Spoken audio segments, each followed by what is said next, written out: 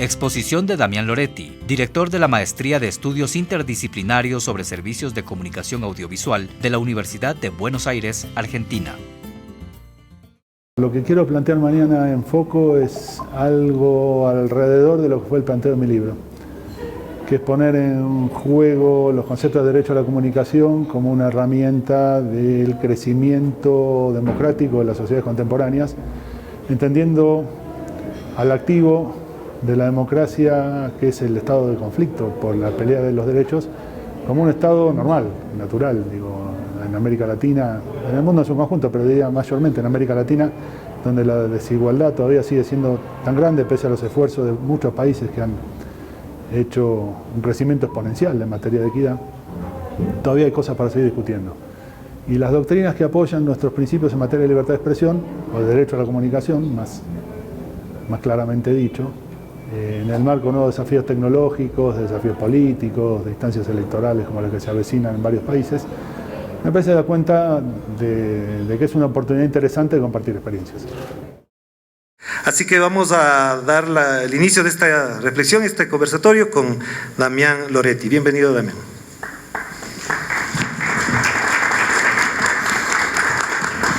Muchas gracias por la invitación. Me siento sumamente honrado de estar aquí en CIESPAL y de formar parte de esta primera actividad de foco.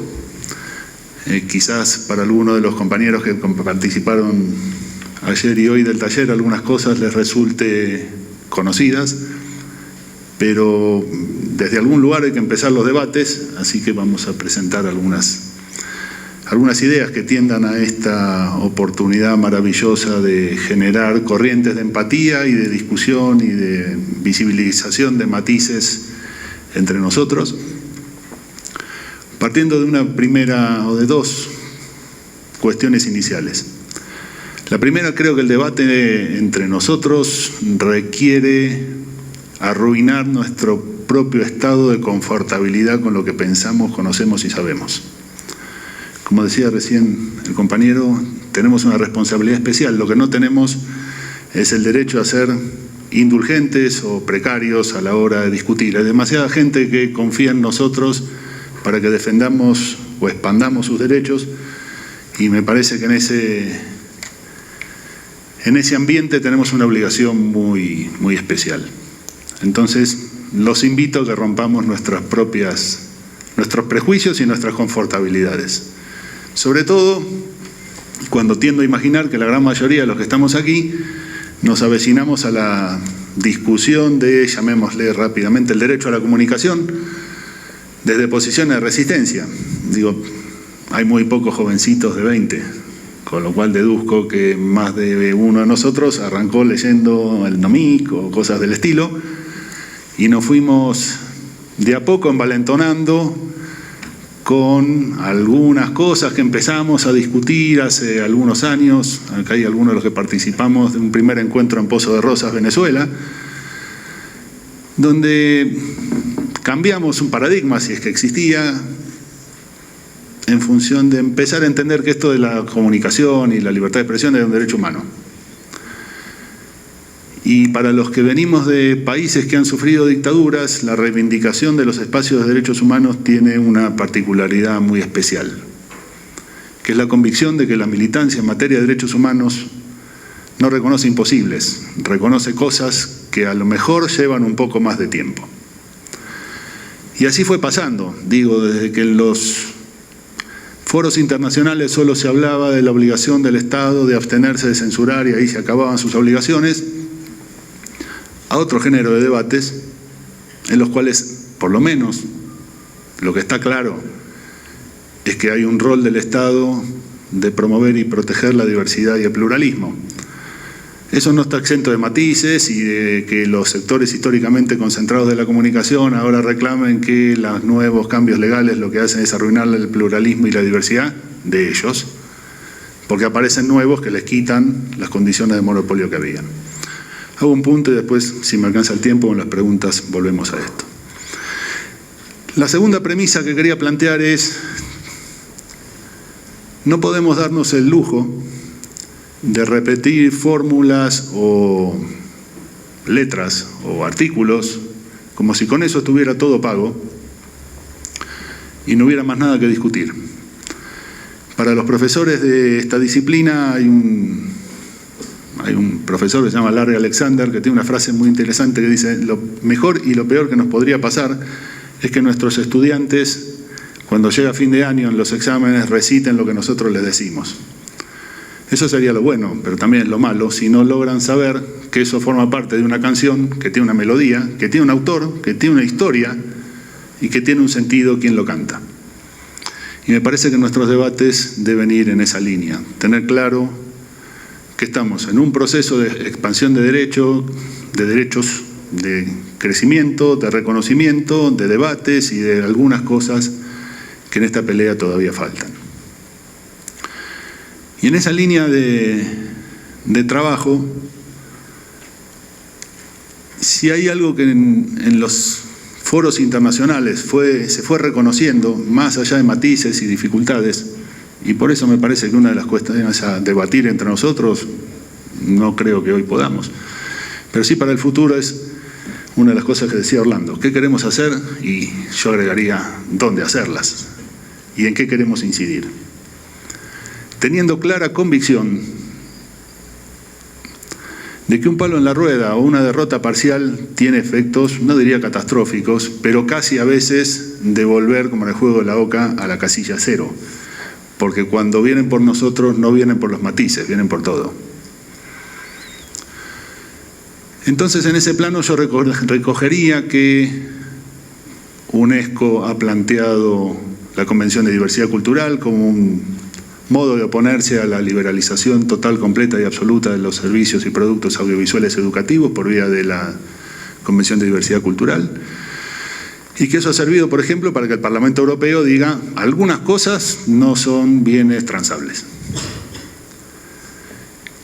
También se ha dado en los foros internacionales el reconocimiento de que el control antimonopólico es un paradigma de derechos humanos, no es un problema de economía, no es un problema de mecanismos de finanzas, ni siquiera es un problema solo de defensa de la competencia. Ya está claro que los temas de pluralismo y diversidad y de control antimonopólico son un problema de derechos humanos y que requieren legislación específica.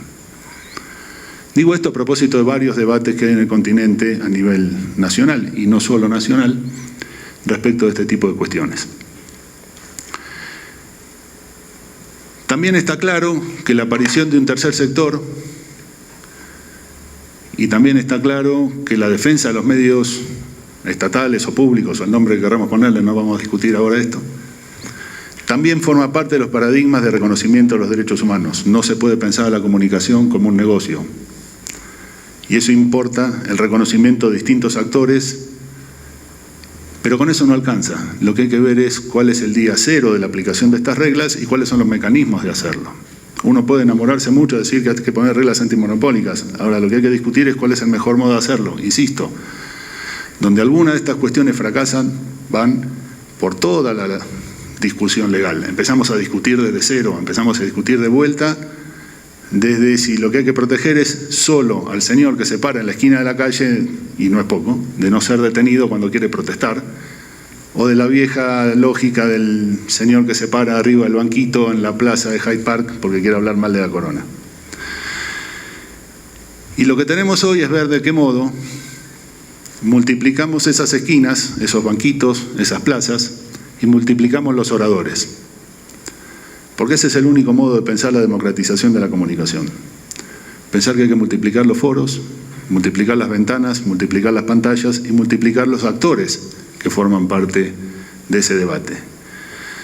Lo cual, casi es obvio decirlo, desconoce la vieja doctrina de no hay mejor ley que la ley que no existe, y desconoce la doctrina del Estado como enemigo de la libertad de expresión.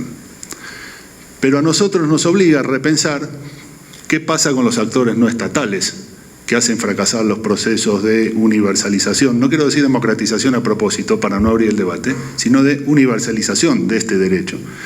De que lo que la Corte Interamericana dijo en el año 85, que esto es un derecho universal, que no admite ningún tipo de exclusiones ni de discriminación por ninguna naturaleza ni por ninguna condición, y que además no es un derecho meramente declamativo, que es un derecho que requiere necesariamente contar con los elementos técnicos para su ejercicio.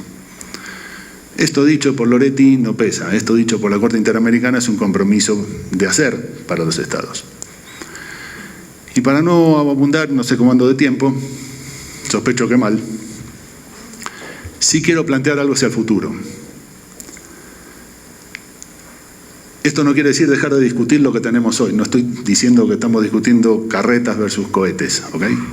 Pero sí quiero hacer un mínimo ejercicio de perspectiva. Las generaciones futuras se relacionan con los medios de comunicación de otro modo.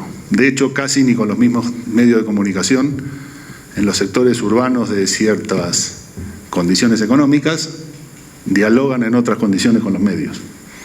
Eso implica multiplicación de pantallas y de actores y de nuevas formas de recaudación económica por el ejercicio de estos derechos, que no dejan, como históricamente, más allá de las dificultades, se pensaba que podía ocurrir. Digo, con alguna vergüenza siempre se pensó que el subsidio estatal a la pluralidad violaba condiciones de igualdad ante la ley, que es el gran refugio de los que ceden sus posiciones monopólicas.